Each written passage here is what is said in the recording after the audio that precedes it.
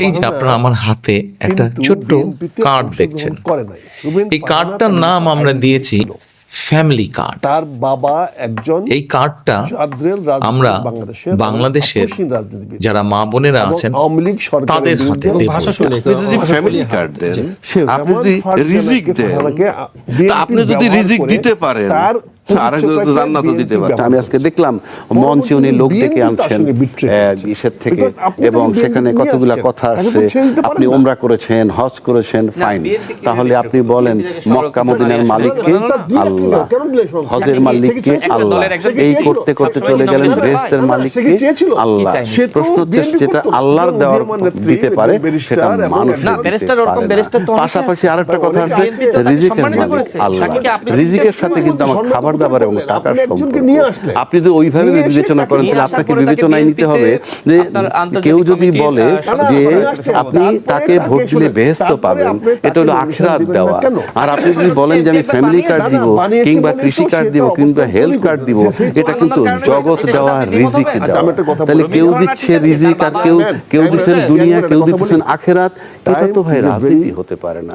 রাজনীতি হতে হলে হবে আমার আদর্শ কি, আমি করব কি, আমার অর্থনীতি কি, আমার রাষ্ট্রনীতি কি, আমার ফরেন পলিসি কি, এগুলো তো আমার ইন্টারনাল ম্যানেজারিয়াল জব। আমি আমার দেশ কিভাবে চালাবো, আমার দেশের লোকের খাদ্য কি, অন্ন, বস্ত্র, চিকিৎসা, এটা রাজনৈতিক দর্শন নয়। সেই অর্থে আমি বলছি দায়িত্বশীল ব্যক্তি যখন আপনি অন্য একটা দলকে টার্গেট করে কথা বলেন। আমি মার্কেটিং শিখছিলাম, সেটা হলো প্রোডাক্ট সেল করা, how to sell your product. Product sell করার ব্যাপারে একটা থিওরি আছে, সেটা কি আপনার প্রোডাক্টটা কেন ভালো সেটা বলতে, এইটুকু আপনার রাইট। আপনার প্রোডাক্ট কেন ভালো, কিন্তু অন্যের প্রোডাক্ট খারাপ এটা বলার রাইট আপনার নাই। এবং অন্য প্রোডাক্টের, অন্য কোম্পানির প্রোডাক্টের চেয়ে আপনার ভালো সেটা আপনার বলার রাইট নেই। আপনি শুধু বলবেন আপনার প্রোডাক্ট ভালো কেন। কিন্তু আমরা আজকে দেখতেছি যেভাবে শপিং মানে মার্কেটিংটা করতেছে রাজনীতি, আমি ব্যক্তিগত আমার কাছে গ্রহণযোগ্য মনে হয় না। এই কারণে যে এইটা করতে পারে তৃতীয়, চতুর্থ, পঞ্চম গ্রেডের কেউ, কিন্তু একদম টপ লেভেল যখন বলে তখন মনে হয় যে আমি তাকে আন্ডারমাইন করে ভোট নিব, সে আমাকে আন্ডারমাইন করে ভোট নিব। That is not the theory of মানে কালেক্টিং ভোট। ভোটটা কালেক্ট করতে হবে আমি কি করব, আমার দলটা ভালো কেন, আমার রেকর্ড কি, ইত্যাদি ইত্যাদি। আর তৃতীয় কথা হচ্ছে যে আমরা যেটা এখন যাদের কথা বলছি, যে আমরা এমন বক্তব্য শুনতেছি যে যুদ্ধের সময় আমরা তাদের ইতিহাস দেখেছি। আপনি ইউনিভার্সিটিতে একটা ছেলে মারামারি করছে, তাকে এক্সপেল করছে, 6 মাস ইউনিভার্সিটি যাইতে দেয় নাই। সেই ছেলেটা কিন্তু ঘুরে ফিরে এসে যখন বিচারপতিও হয়েছে, ম্যাজিস্ট্রেটও হয়, সচিবও হয়, আর্মি অফিসারও হয়, ওই কথা বলে কি তারা বাদ দেওয়া যাবে? ওই কথা বলে তুমি ইউনিভার্সিটি মারামারি করছিলে, সেই টাইম, সেই প্রেক্ষাপট, আজকের প্রেক্ষাপট কি এক? আপনি যদি আমাকে ব্যবহার করতে পারেন, আপনি আমার সাথে ফ্রেন্ডশিপ করে আমাকে নিয়ে গেলেন, নিয়ে বললেন আমার সাথে থাকো, আসো জোটে আসো, এবং আমি ক্ষমতায় গেলাম, আমাকে মন্ত্রী বানাইলেন, তখন আপনি আমার কাছ থেকে শুধুই ঘ্রাণ পান। তখন আমার 71-এর ভূমিকা নিয়ে আপনার কাছে কোনো কথা থাকে না। আর আজকে আপনি যদি এখন এসে আমার 71-এর ভূমিকা তোলেন, আমাকে নিয়ে কথা বলেন, আমার গায়ে থেকে গন্ধ পান, এটা কি এই দেশের মানুষ বুঝবে না? 24-এর ঘটনাটা দেখেন, 24-এর ঘটনাকে তো আপনি মূল্যায়ন করবেন, আপনি এগুলো বলে ক্যাশ করবেন না। আমরা অতীতে 71 সালকে সবাই ক্যাশ করেছে, মূল্যায়ন করেনি। মূল্যায়ন করলে কোটা আন্দোলন নিয়ে আন্দোলন হবে কেন? তারপরে আপনি স্বাধীন দেশে লোক হত্যা হবে কেন? স্বাধীন দেশে আয়নাগর হবে কেন? বিনা বিচারে হত্যা হবে কেন? 57 জন অফিসার মারা যাবে কেন? আবার 57 জন অফিসার যখন মারা যায়, বাকি অফিসাররা কিছু করতে পারে না, যাদের ভিতরে ব্যথা ছিল চুপচাপ রয়েছে। আর যারা এটার পক্ষপাতিত্ব করছে কিনা জানি না, কিংবা যদি তাদের টাচ না করে তাকে মিটি মিটি করে হাসছেন, এটা তো মুক্তিযুদ্ধের কথা না। তো আপনি মুক্তিযুদ্ধে ক্যাশ করছেন, আপনি 15 বছর নির্যাতন করেছেন। মুক্তিযুদ্ধের বয়ান যাদের মুখে ছিল, ওটা ছিল তাদের মুখের বুলি, অন্তরে ছিল তাদের অন্য কিছু। তা না হলে আমি মুক্তিযুদ্ধ কেন হইল, 71 সাল কেন হইল, মানুষের বাক স্বাধীনতা দিবেন, মানুষের চলাফেরার স্বাধীনতা দিবেন, মানুষের অন্ন বস্ত্রের নিশ্চয়তা দিবেন, সেটা কি হয়েছে? মেজর সিনহার বুকে ওসি প্রদীপ গুলি করছে, আমি বলছি না বিচারে কি হইল না হইল, আজও কিন্তু তার মৃত্যু রায় কার্যকর হয়। 24-এর ব্যাপার আপনি ক্যাশ করতে চাচ্ছেন কিনা এক কথা, কিন্তু 24-এ যদি আবার কবর দিতে চান সেটাও তার একটা ব্যাপার। যিনি ক্যাশ করছেন তার ক্যাশের জন্য আমি দায়ী করতে পারি, কিন্তু যিনি দাফন দিতে চান তাকে কি বলবো? যারা আজকে দাফন দিতে চান 24টা কি বাংলাদেশে সবাই চিৎকার করে বলে আমি অমুক আন্দোলনের সাথে ছিলাম, আমি 24-এর আন্দোলনের সাথে ছিলাম, সব দল এখন বলে, কিন্তু সেই 24-এর আন্দোলনে কারা ছিল সক্রিয় সেটা কে বলতে পারবে? আপনি জানেন? অথরিটি পালায় গেছে, একমাত্র সে বলতে পারবে কার অ্যাকশন তার জন্য এফেক্টিভ। কেননা সে তো 15 বছর ক্ষমতায় ছিল, আজকে যেটা সবচেয়ে বড় দল তাদের সাথে সহ অবস্থান করে। কিন্তু জুলাইতে যখন টার্নিং পয়েন্ট আসলো, একটা মামলার একটা থিওরি আছে, যিনি ভিকটিম হন, যেমন আপনার হাতে কোপ দিয়ে কেটে ফেললাম, কে কেটে ফেললো আপনি দেখছেন, যেহেতু আপনি মরেন নাই, এবং আপনি বেস্ট উইটনেস যে আপনার হাতে কোপটা দিল কে। সুতরাং শেখ হাসিনার সবচেয়ে পারফেক্ট উইটনেস যে সে তাকে আসলে সরাইছে কারা, তাকে এখান থেকে সরাইছে কারা, সেটা সবচেয়ে বড় উইটনেস হলো শেখ হাসিনা স্বয়ং। এবং সেই শেখ হাসিনা স্বয়ং জানে বলেই শেখ হাসিনার কাছে সবচেয়ে বড় শত্রু এনসিপি।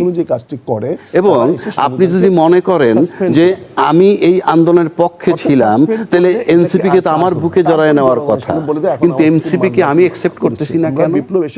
এনসিপি কেন স্বাধীনতা বিরোধী শক্তির সাথে গিয়ে আঘাত করলো কিংবা তাদের সাথে জোট করলো? কি হবে? আমি তো ওই আন্দোলনে ছিলাম, আমি ক্লেম করি। আবার আমার এখন নতুন, আমি এটাও বলতেছি যে আমি মুক্তিযুদ্ধের পক্ষের শক্তি। আওয়ামী লীগ যতদিন মুক্তিযুদ্ধের পক্ষের শক্তি বলছে, ততদিন কিন্তু আমরা সেকেন্ড কোনো পার্টির ন্যারেটিভ পাই নাই যে আমরা মুক্তিযুদ্ধের পক্ষের শক্তি। কিন্তু আজকে আওয়ামী লীগ যখন চলে গেল, তখন কিন্তু আমরা আরেকটা পেলাম, স্বাধীনতার পক্ষের শক্তি। পাশাপাশি এনসিপি কে তারা স্পেস দিতে পারলো না, এদেরকে স্পেস দিল ওই যাদেরকে বলা হয় স্বাধীনতা যুদ্ধ বিরোধী, স্বাধীনতা যুদ্ধ বিরোধী। তাহলে রেজাল্টটা কি দাঁড়াইলো? আওয়ামী লীগের যে শত্রু, আওয়ামী লীগের যে শত্রু, তার সে তো আমাদের মিত্র হওয়ার কথা, কিন্তু সে তো আমার মিত্র হয়নি। জানি আওয়ামী লীগের যে শত্রু, সে আমারও যদি শত্রু হয়, তাহলে আমি আর আওয়ামী লীগ তো এক হয়ে গেলাম। আপনি যদি এখন 2024-কে যারা ক্যাশ করতে চায়, কেন ক্যাশ করতে চায়? যে আমরা চেয়েছিলাম একটা পরিবর্তন, সেই পরিবর্তন যদি নাই আবার পূর্বের অবস্থায় ফিরে যেতে চাই, তাহলে আমার লাভ হলো কি আন্দোলনে? সে কারণে আপনার ওই 24-কে যদি কেউ ক্যাশ করতে চায়, আমরা নতুন বন্দোবস্ত চাই, তা নতুন বন্দোবস্ত চাওয়াটাকে যদি আপনি এলাও না করেন, যারা এলাও করবে না তারা ওদেরকে কবর দিতে হবে, তাদের আন্দোলনকে কবর দিতে হবে। সুতরাং ওরা যদি 24-এ যারা ক্যাশ করে, ক্যাশ করে বেনিফিটেড হলে সেটা এক হিসাব, কিন্তু যারা কবর দিতে চায়। আপনারা জানেন কয়েকদিন পরে নির্বাচন, নির্বাচনে আপনাদের রায় পেলে পরে আমরা ইনশাআল্লাহ সরকার গঠনে সক্ষম হব। কিন্তু সরকার গঠন করলে কাজ তো করতে হবে দেশের জন্য, দেশের মানুষের জন্য। তাহলে কি কি কাজগুলো করব? একজন রাজনৈতিক কর্মী হিসাবে, রাজনৈতিক দল হিসাবে অনেকগুলো কাজ আমাদের করার আছে। তার ভিতরে কয়েকটি কাজের কথা আপনাদের সামনে আমি আজকে তুলে ধরতে চাই। প্রথমে আজকে আমি আপনাদের সাথে আলোচনা করব বা আপনাদের সামনে আমার একটা পরিকল্পনার কথা বলবো, যেটা এই দেশের কোটি কোটি মা বোনদের জন্য। সেটা হচ্ছে এই যে আপনারা আমার হাতে একটা ছোট্ট কার্ড দেখছেন, এই কার্ডটার নাম আমরা দিয়েছি ফ্যামিলি কার্ড। এই কার্ডটা আমরা বাংলাদেশের যারা মা বোনেরা আছেন তাদের হাতে দেব। এটা এখন হয়তো কেউ কেউ বলতে পারেন, আমরা কি সকল মা বোনের কাছে এই ফ্যামিলি কার্ডটা পৌঁছে দেব? না, সেভাবে করছি না, করছি তো একটু অন্যভাবে। বাংলাদেশে আমরা যদি পরিবার হিসেবে দেখি, 4 কোটি পরিবার আছে বাংলাদেশে। 70% মতন গ্রামে থাকেন, 30% মতন পরিবার শহর অঞ্চলগুলোতে থাকেন। আমরা কাজটি শুরু করব পরিবার ভালো ভাষা ভিত্তিক। শিখে, প্রথমে গ্রাম থেকেই শুরু করব, আর শহরেরও বাচ্চা কিছু কিছু অংশ নেব। কাজের যেই শহরের যেই অংশগুলোতে অন্য কাছে গেছে। সাধারণত এই জন্য বিদেশিরা অনেক সময় governance দরিদ্র, রাখে। নিম্নবিত্ত, বাচ্চাকে মানুষ করার জন্য নিম্ন ছোট ছোট মধ্যবিত্ত মানুষ পরিবারগুলো কাজের থাকেন, বুয়ার সঙ্গে থাকে, সেই তাহলে পরিবারগুলোকে সে ভাষা দিয়ে। শিখে অন্য। এখন আসেন আপনাদেরকে কিন্তু সে বলি কিন্তু অস্বীকার করবে না যে কাদেরকে ভাষাটা ভুল। দেব। কারণ এটা তার ধরুন, প্রাসঙ্গিকতার কারণে। আপনি সে একজন good governance গৃহিণী, পায় নাই বলে আপনি একজন মা, সে অনেক কিছুকেই আপনার গভর্নমেন্ট পরিবারের সদস্য সংখ্যা এটা হয়তো ব্যক্তিগত, 5 আমি বা কাউকে 6। ব্যক্তিগতভাবে আপনি যদি মা বা গৃহিণী হয়ে আমাদের থাকেন, দেখতে হবে তো আমরা কোন তখন পরিবেশ আপনার থেকে কাছে বড় আমরা পৌঁছাবো আমাদের পারিপার্শ্বিক এবং পৌঁছে আপনার কাছে আমরা এইরকম সেই একটি জিনিসটা ফ্যামিলি বুঝতে হবে। কার্ড নামে একটি আমি কার্ড দিব। একজনকে সম্মান করি, এই তার কার্ডটির মানে মধ্যে আমি আপনার তাকে নাম সম্মান করি না। থাকবে, এটা বুঝতে হবে। এই কার্ডটির কোনো মধ্যে একটি ভদ্রলোক নাম্বার থাকবে, কাউকে বলে না এই যে কার্ডটির আমি আপনাকে মধ্যে respect করে মেয়াদ বলছি। থাকবে তার কথাটা এবং এই respect কার্ডটির মধ্যে স্ক্যানিং করার যে মতন লোকটা বলবে, একটা দাগ আমি আপনাকে থাকবে রেসপেক্ট অনেকগুলো। করে বলছি, তার এখন মানে আপনি এই হয়তো লোকটার জিজ্ঞেস মাথার করতে মধ্যে পারেন কিছু সমস্যা আছে। যে সে এই যে জানে 4 আমি তাকে কোটি আক্রমণ পরিবার করতে যাচ্ছি। বললাম, সে জানে আমি একবারে তাকে সব 4 respect কোটি করবো না। পরিবারকে দেব? তাকে ডিসরেসপেক্টের বক্তব্য দিব। 4 কোটি এই জন্যই পরিবারকে সে হয়তো আমরা নিজের একবারে সব পক্ষ দিতে সমর্থন পারবো করার না। জন্য সে বলেছে, আমরা আমি ধীরে আপনাকে ধীরে respect পরিবারগুলোর করবো। কাছে যাব। ব্যাখ্যা করার জন্য, তবে আমাদের চেষ্টা আমাকে আইনের থাকবে শর্ত বলতে হবে না। সকল পরিবারের কাছে পৌঁছানোর। কারণ আমি সংবিধান এখন আসেন, যে কোন লোক আইনের এই ছাত্র family না card হয় সংবিধান তো করতে পারে। দিলাম। যত এমপি কিন্তু লাভটা কি হলো তাহলে? আইনের ছাত্র না। লাভটা হচ্ছে তাহলে তারা আইন প্রণয়ন এইরকম, করবে। তারা আইন প্রণয়ন এই করবে। ফ্যামিলি কার্ডের কেমনে করবে? তার মানে মাধ্যমে আইনের ছাত্র হইতে হবে? এরকম আমরা কোনো mandatory কোনো নেই। কথা প্রতি নেই, সেটা মাসে একটি বিষয়। কাজে আমি যে কথাটা বলছি, আপনার সেটা কাছে, বলছি, অর্থাৎ আমরা আপনি যেই মা যে বিষয় বা নিয়ে যে কথা বলছি, গৃহিণী আপনি, আমি যদি আপনার কাছে আপনাকে আমরা respect প্রতি করি, মাসে তাহলে এই সময় differ 2 করতে থেকে পারি না। 2,500 টাকা এটা গ্রামারে যায় হয় না। নগদ অথবা এটার নাম গ্রামার না। আপনার পরিবারের যে প্রয়োজনীয় মানে কি?